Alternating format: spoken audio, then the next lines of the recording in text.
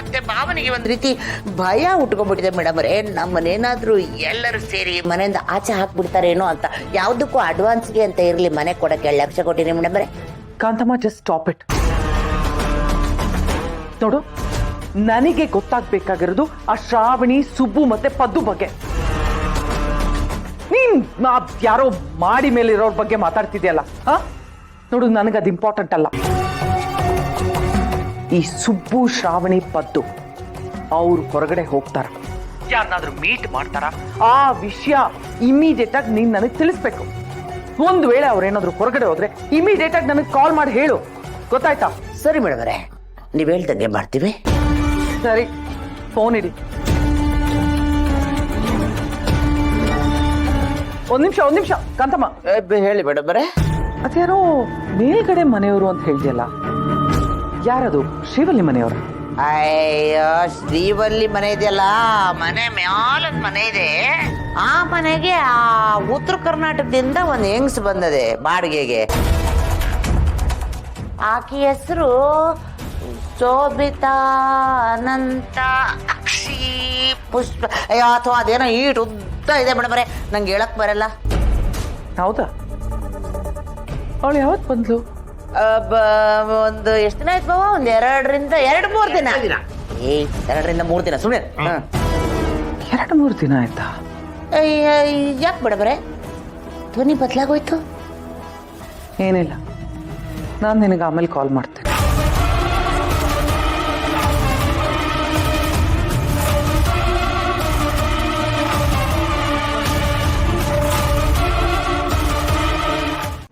ಹೇಳ್ತೀನಿ, ಅದಕ್ಕೇನಂತೆ.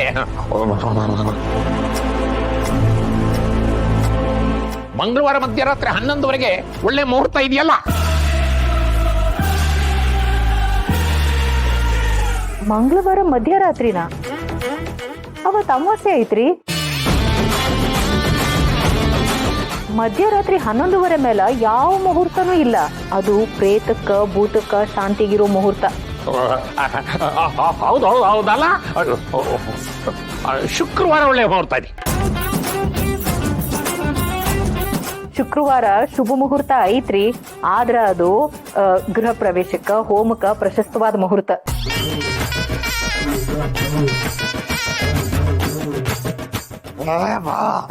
ಅವ್ರಿಗೆ ಮುಹೂರ್ತ ಹೇಳ್ಬೇಕು ನೀನು ಗೃಹ ಪ್ರವೇಶಕ್ಕೆ.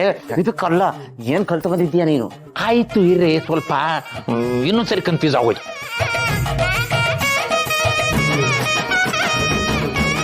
ಭಾನುವಾರ ರಜಾ ದಿನ, ಬಹಳ ಚೆನ್ನಾಗಿದೆ. ಹೌದು, ಎಲ್ಲರೂ ಮನೆಗೆ ಇರ್ತಾರೆ.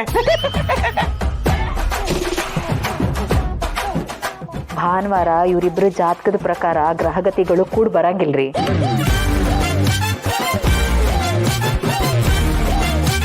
ಬೇಕಿದ್ರೆ ಇನ್ನೊಂದ್ಸರಿ ನೀವೇ ನೋಡ್ರಿ. ಬೀಗ್ರೆ, ನೀವಿನ್ನು ಏನು ಹೇಳೋದ್ ಬೇಡ. ತಾವು ಇಷ್ಟಪಟ್ಟು ಮುರಿದು ಬೀಳೋ 3 ಮುಹೂರ್ತ ಇಟ್ಕೊಟ್ರಲ್ಲ, ತಾವಿನ್ನು ಗೊತ್ತಾಯ್ತು ಬಿಡಿ.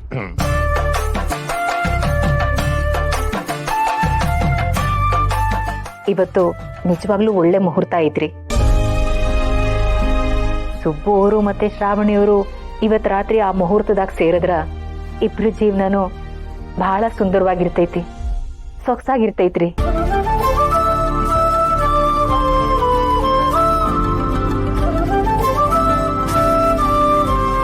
ಹಂಗ ಈ ಮನೆಗ ಬಂಗಾರದಂತ ಕೂಸ್ ಬರ್ತದ್ರಿ.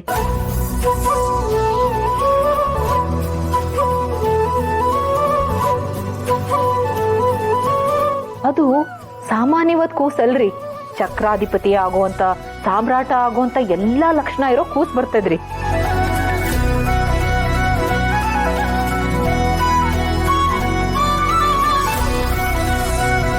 ಆ ಕೂಸು ಈ ಮನೆಯಾಗ ಪುಟ್ಟ ಪುಟ್ಟ ಹೆಜ್ಜೆ ಇಟ್ಕೊಂಡು ಆಟ ಆಡ್ತದ್ರಿ.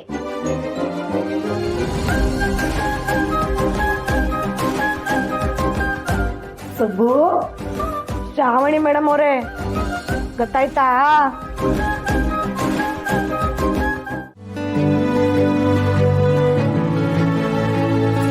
ಬಾಬಾ,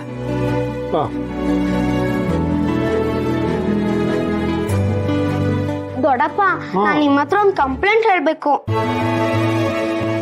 ಕಂಪ್ಲೇಂಟಾ? ಏನ್ ಪುಟ್ಟ ಅದು? ನನ್ಗೆ ಮನೇಲಿ ಆಟ ಆಡೋಕ್ ಯಾರೂ ಇಲ್ಲ. ಮೊದ್ಲಾಗಿದ್ರೆ ಶ್ರಾವಣಿ ಅಕ್ಕ ಇದ್ಲು, ಈಗ ನೋಡಿದ್ರೆ ಅವಳು ಇಲ್ಲ. ಸಾವಿತ್ರ ಅಕ್ಕನ ಹತ್ರ ಆಟ ಆಡಕ್ ಬನ್ನಿ ಅಂದ್ರೆ ಆಟ ಆಡಕ್ಕೆ ಬರಲ್ಲ.